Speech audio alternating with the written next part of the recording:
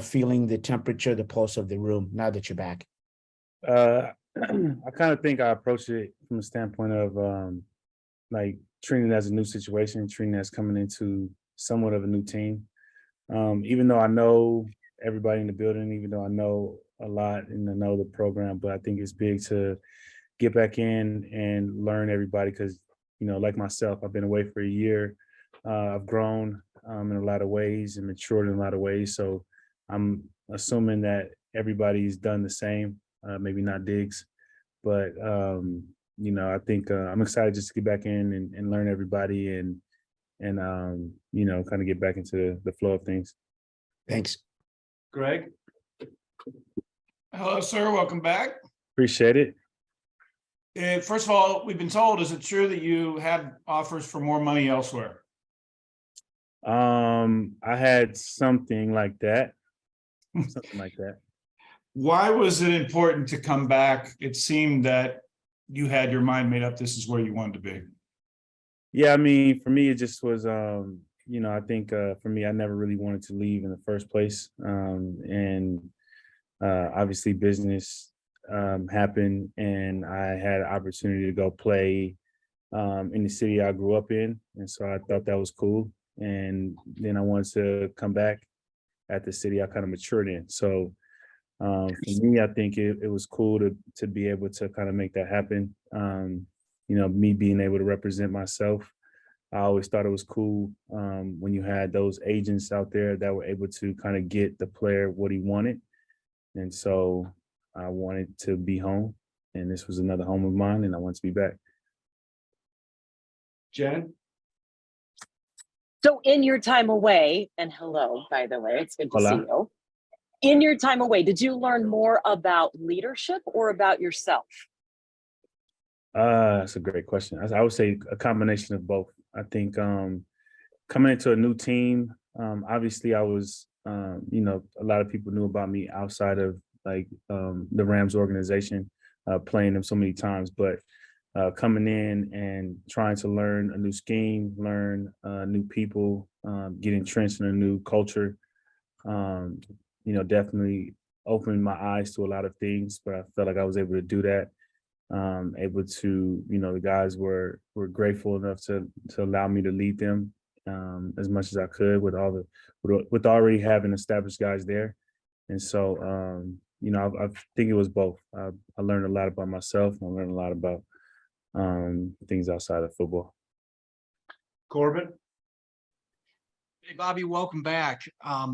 Last season, obviously, you played a little bit different defense, and Pete Carroll said there's going to be some carryover with what the Seahawks are going to be using you with now compared to what the Rams did last year. How do you envision your responsibilities maybe changing a little bit where Seattle's scheme is at now with this particular defense, and how does last year's experience benefit you in that regard?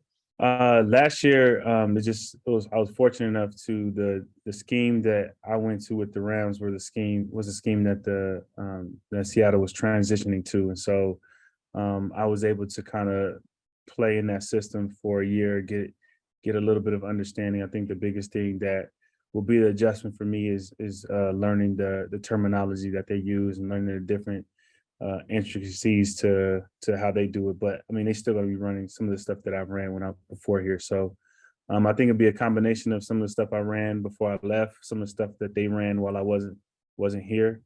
And I'm just excited to compete and find my way on the field and keep playing at a high level. Thank you. John Boyle?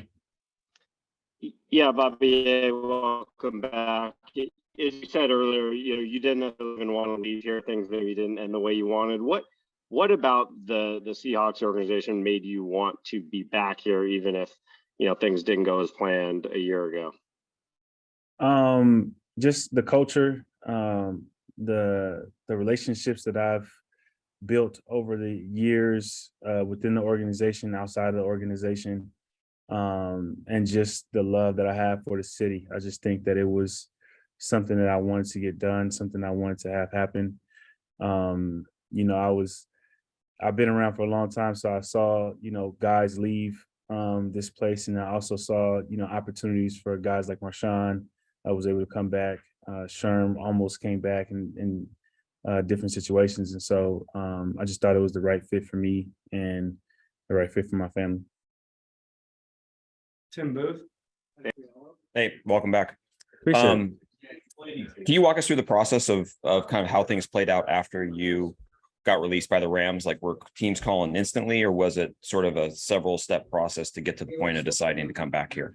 No, it was a step process because I still had money owed by the Rams. They couldn't technically release me until March 15th. And so I had to get permission to speak to other teams. And once I got permission to speak to other teams, I could reach out to the teams, but until they made it kind of public, I wasn't able to kind of talk to teams. But once that happened, kind of got the ball rolling. Had some teams that were interested in me, and just work through those things. Obviously, didn't want to go too far unless it was, I just knew that it was going to be a championship opportunity, and just kind of let it play out that way. But as soon as I started talking to Seattle, things kind of start moving a little bit. Michael Sean. So, Bobby, welcome back. Appreciate it. You mentioned like the culture was a big influence in you wanting to come back, and you've seen other guys come back as well. When you say culture, though, specifically, what are some things about Seattle that kind of define the culture and make it unique here?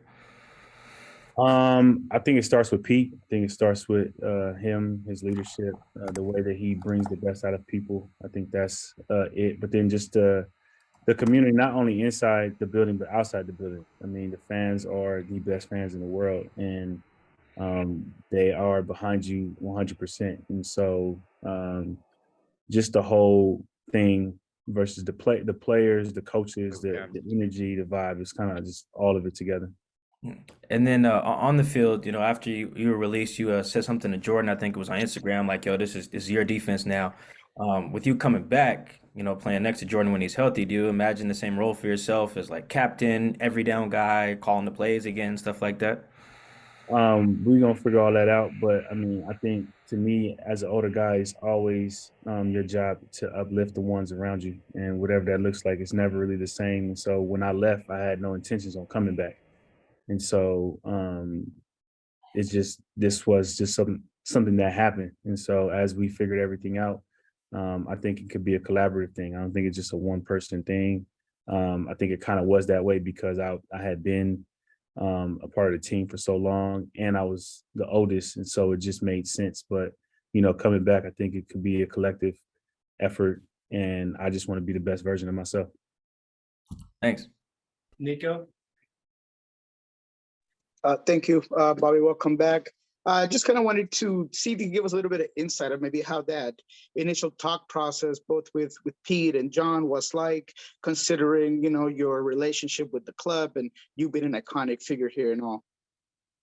It was pretty simple. It's just, as soon as I got the permission to talk to teams, it was just a conversation. It was a very candid, open conversation, just letting them know where I was at in the process. They let me know where they were at in the process. There was mutual interest in wanting to come back.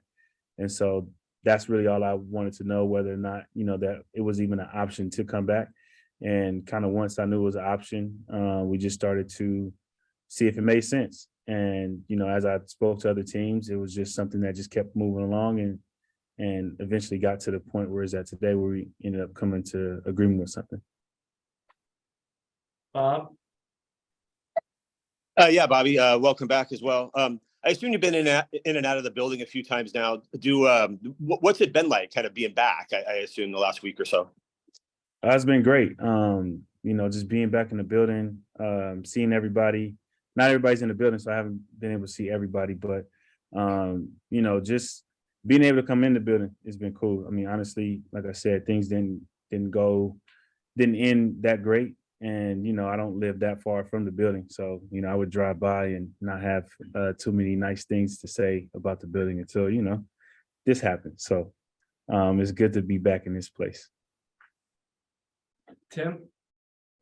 So what was it like to play against these guys last year? It was cool because, obviously there was a lot of energy there, but just playing against people that you've practiced against for so long, people that know you very, very well. You know them very, very well. A coaching staff that you know very, very well. And you know, it was just cool. It's cool to play against Seattle, and you know, hopefully I don't gotta do that no more. Michael Sean. We still got the draft obviously coming up, but just right now, what do you think of the state of the defensive roster right now? What do you think the Seahawks can accomplish this year on D? I think on paper we look really, really good, and I've never been a on paper guy. So it takes us to get out there at OTAs or out there at training camp, get used to one another, playing with one another. But I think we have a very, very talented group with a lot of older and younger guys, and I think it could be a very, very special group. What did it mean to you to have someone like Quandre just so publicly campaigning for you to come back, like literally every day? Meant a lot because, man, I think that probably played a part in me coming back because, there was so much love, not only from him, but DK, Tyler, guys that, I had played with wanting me back. And, I think that played a part in it because, like you said, a lot had changed since then. There was guys that stepped into the leadership role. There's guys that stepped up playing wise. And, sometimes they don't want things to change or go back to where they were. So, for me, those guys, especially Quandre, I don't think I went a day without seeing a tweet from somebody. It was cool. Cool. Thank you. Masvida. Yeah. Hey, Bobby, any quick takeaways you want to share that you learned as an agent, like dealing with, second time around? Any ahas? Man, any ahas? I mean, I don't think there was too much. I think it's just mastering your emotions, because I think the biggest thing is that people feel like one of the reasons why they feel like players can't negotiate deals by themselves is because of the emotional aspect. They feel like, as soon as you get told something that you don't want to hear, as soon as you get an offer that you feel is disrespectful, that the emotion that we play with and the emotions that we kind of build our game on come out in that room, and it could be the wrong thing. But to me, I feel like I've been able to be really good at separating on the field versus being in the business world. And so I think it's just getting better at that. I think that's probably what's the biggest thing, getting better at that and just still understanding the market. As a leader, is that something that you're going to give to the younger people, the younger players, so they can go down this path if they choose to do that? Whoever wants it. I mean, I think I've always been, I've never been the one that said that agents aren't necessarily needed. I never said that. I've always been like, if you want another option, and if you do care about wanting to represent yourself, maybe I could be a positive outcome and a positive option. But I don't think every player wants to do the deals by themselves. There's intentions on why I did it. I want to be a part of businesses. I want to be a part of owning teams, things of that nature. So there's a reason behind me doing it. And so if there's not that reason, then you may not be interested in doing it. So I think it's not something that anybody can just do, like, per se. Like, you have to put the time and energy into it. You can't just wake up and say, I want to do this. But the people who put their minds to it, put the time and energy into it, it's definitely possible. All right, a couple more, Greg. At this point in your career, Bobby, what are the challenges or maybe even the positives about learning a 3-4 and doing a whole new scheme for you? I think just even like last year, I just think that when I left, I think a lot of the conversation was centered around, like, I've been entrenched in one style of defense for a long time that I wouldn't be able to play in another scheme. So I think just being able to learn another scheme, I think just provides another aspect to the game. I'm always excited about learning. And so I still think there's a lot of areas that I can improve on in my game, and I'm excited to do that. And if you had your way, would you like to retire with the Seahawks? This be your last stop? If I had my way, yes. That would. And I'm going to assume that you don't think that's a one-year proposition on your end, though.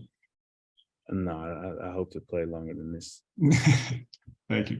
But I think we're at that point where you take it a year at a time. So yes, sir. Thank you. Bob.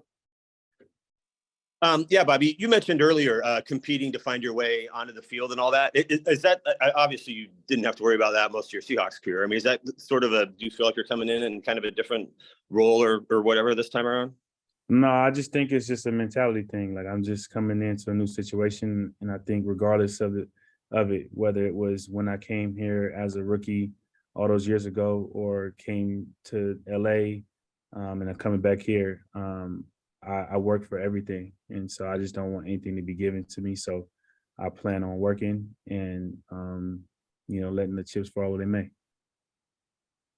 Last one, Aaron Levine. Hey, Bobby, welcome back to Seattle. Appreciate it. You might not be getting the black jerseys with neon trim, but what about the prospect of playing in some throwback jerseys this season? It's crazy that you asked that, because not only I see black mini helmets with neon grim trim, I saw black jerseys selling at the pro shop, but we don't have them. But it's okay. I saw the jerseys. They showed me what they look like. I saw what the players on, so I'm excited to wear them. They look really, really cool. Definitely an update from when they last were worn. So I'm excited about them.